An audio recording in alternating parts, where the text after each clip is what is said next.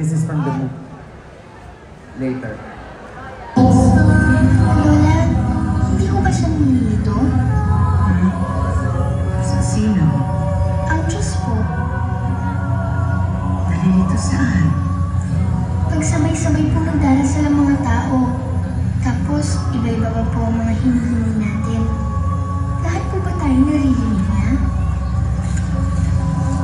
Kahit yung hindi biniligtas ng ating bibig at yung mga lihim na itinadain ng ating mga puso, nakatikinig na yun. Kunwari, ikaw. Alam ko, paglabas natin dito sa simbahan mamaya, diba? Gusto mo ibili kita ng lobo? Po? Paano niyo po nalaman? Kasi mahal kita eh. Okay. So, Sige. this is a movie clip coming from the movie Tanging Yaman. Tanging Yaman. Kala ko mga kwento ni Lola. The question is, the critically acclaimed movie Tanging Yaman illustrates faith as one of life's greatest treasures. And as a trans woman, what have you been praying for recently? Again, that critically acclaimed movie, Tanging Yaman, illustrates faith as one of life's greatest treasures. And as a trans woman, what have you been praying for recently? Thank you so much. Good morning, ladies and gentlemen. Good morning, judges. Tanging Yaman. I know most of those who were born in the 80s or 90s are quite familiar with this movie because this movie actually has given us so many lessons in life. And what we have watched earlier is just a very small clip of that movie, Tanging Yaman. But it signifies so many messages towards us. You know, I've always been asking myself too, if God is really listening to our prayers, isn't He confused? Isn't He worried? Because millions of people are praying to God every second. We all have different prayers. Some of us, prayers for ourselves. Many of us, prayers for our families and loved ones. And most of us, prayers for our community and our nation.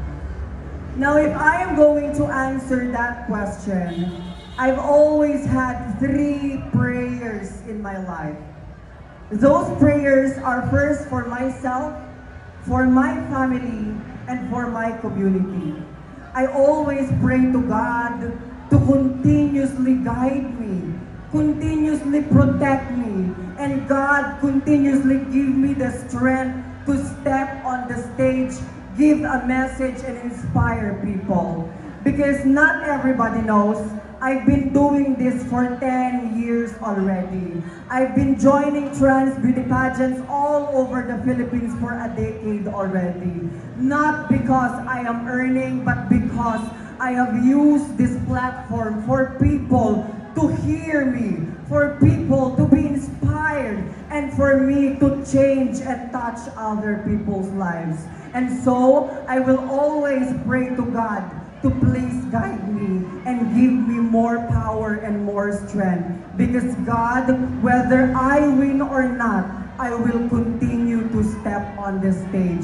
I already experienced the feeling of victory. I already experienced the feeling of defeat. But I never gave up. Because what I am doing here is not just for myself, but for the people who are listening right now. My next prayer is for my family. A few months ago, my mother was diagnosed of a 3rd stage or stage 3 lung cancer.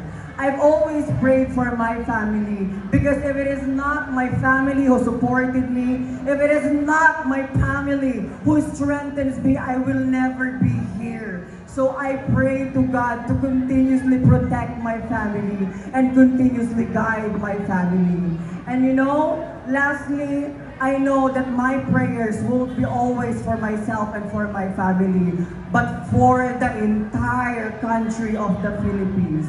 I have always been active politically.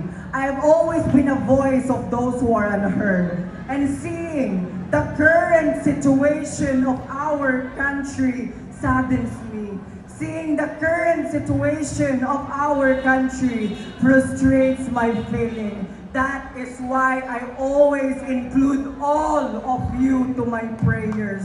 Because I know that whatever it is that is happening in our country, God is allowing it to happen because this will serve as a challenge for us to surpass, and this will serve as a lesson for us. It saddens me dahil nanggaling po ako sa mahirap na pamilya. Lumaki po ako sa probinsya ng Pangasinan at pinalaki ako ng nanay at tatay kong magsasaka.